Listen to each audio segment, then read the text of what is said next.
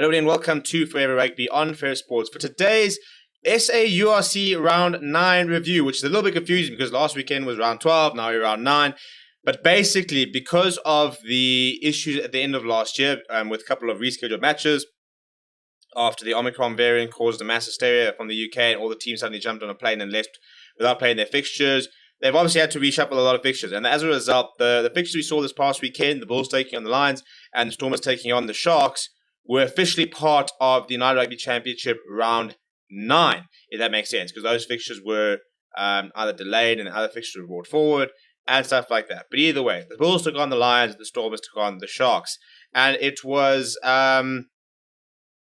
happy sailing for the home sides, with the Bulls beating the Lions 21 points to 13, not getting a bonus point there, and then the Stormers beating the Sharks 20 points to 10. And probably, if you watch that match, you know, the Sharks are probably almost quite lucky that it wasn't actually more, because I thought the Stormers had a lot of opportunities where they just couldn't get that final pass to hand, and had they done that, they could have run in at least another 2 or 3 tries. It was probably the best performance we've seen from the Stormers the entire season. But in terms of the weekend, and before we look at exactly what it sort of means and the log and stuff like that, please do smash like on the video and subscribe to the channel as well.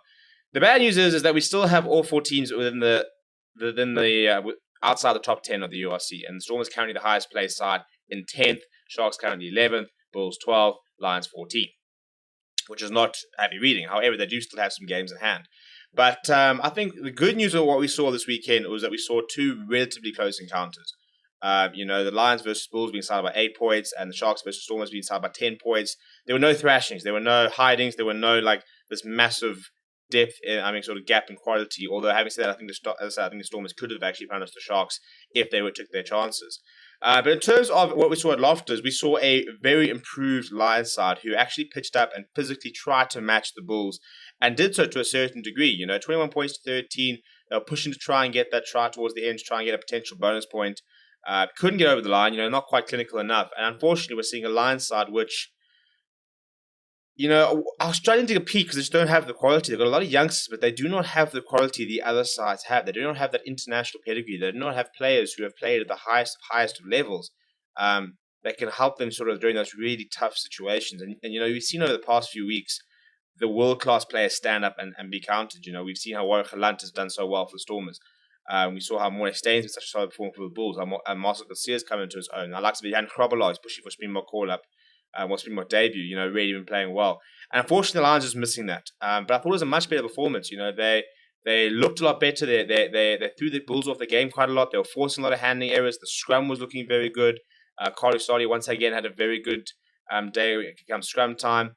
And the Bulls are clinical, so they weren't having their best day, but they know how to get a result. And when they had the opportunities, they did manage to take it more times than not. And despite being a little bit sloppy at times, managed to sort of get themselves into the right areas and get points on the board. They did have those couple of moments where a couple of players stood tall and got them over the line to get 21 points to 13. They'll probably be sitting there thinking, we've missed out on a bonus point because of the way that they had outplayed the Lions a week before. But I do think the Lions stood up and were a much better side. They matched the Bulls physically. They were a little bit better at line time. Still not great. Still a major issue for them. But it did look like a Lions side was something to try and improve. And there were a lot of talk during the week about the attitude of the Lions and the fact that they need players to stand up and to start actually being counted. And we saw a first step to that. Now, what will be quite interesting is that they host the Stormers on this weekend.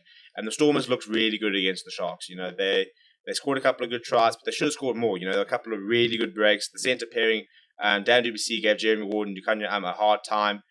We saw Warwick Galant starting and making a difference throughout the full 80. I quite like what I saw of Damien Williams at inside centre. We'd like to see more of that. We saw the Stormers pack really sort of stand up. Dion Ferreira was superb. I thought Marvin Ory was phenomenal at line time. He just wasn't missing any lineouts. And they were just so much more clinical than the Sharks, who just couldn't really get into the game. As soon as they started having something positive, they'd make a mistake here and there. And they kind of just didn't really click. And it's a problem because you look at the Sharks side and it's just so stacked with talent that it doesn't make sense why it's not coming off, why it's not coming right. And I think that they need to try and identify what the issue is there, because they've built a really good side and they've brought in some very interesting coaches, but they're not getting the results, which is a major problem. So if you look at the table, This is how it currently looks like. Ulster, Edinburgh, Glasgow Warriors, and Leinster are sitting at the top of the table. Now, the problem with the table at the moment is that a lot of teams still have matches to catch up, which we will see during the Six Nations when the South African teams go and play 2 games over there when there are no other teams playing. So that's when we will see those games caught up. But just find out South African teams are all the way at the bottom here. So the Lions currently above the Dragons and the Zebra, just behind the Scarlets, and they play the same amount of game. I'm sorry, the Scarlets have got a game in hand, in fact, so if they win that game, they could go further up. But this is a bit of a problem, seeing these teams at the bottom here. And the problem is that they won't really be, as a collective, be able to move up the table because they're currently playing each other. So if you look at Connacht here at 20 points, Stormers win another 2 games, they'd overtake them with the games in hand. So Stormers, could get up to, 8th, 7th, around there quite quickly. It's whether they can then sort of push on after that. But I think the Bulls have been quite disappointing, sitting on 16 points after 8 games. Just the 3 wins, of which 2 of them did come against the Lions. The Lions got 2 wins. They outclassed the Stormers when they played them down in Cape Town. So interesting to see what will happen this weekend, because they are at home, but they're not playing as well as they did.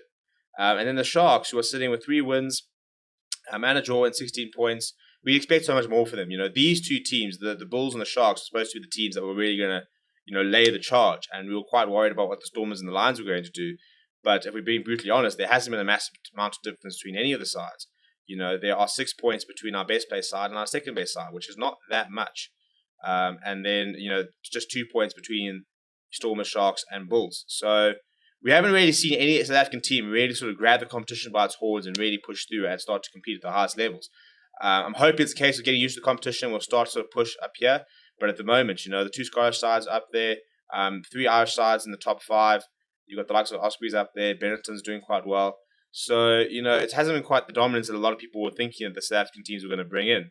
I didn't think it was going to be that easy. I didn't think we were going to suddenly walk in and be competitive. I thought it was going to take a while for us to adapt to the competition, adapt to the playing style. So I do think that it was premature to, expect these South African sides to do so well. I think, the judge of this will come next season, when you start bringing in teams who have had a season under their belt, they understand the conditions and stuff like that. And hopefully, when that increased salary cap comes in, we can start bringing in better players, or at least keeping our best players in the country. But let me know what you thought about the round down in the comments below. Please do smash like on the video and subscribe to the channel as well. Thank you very much for watching. My name is Steven, and I'll chat to you soon.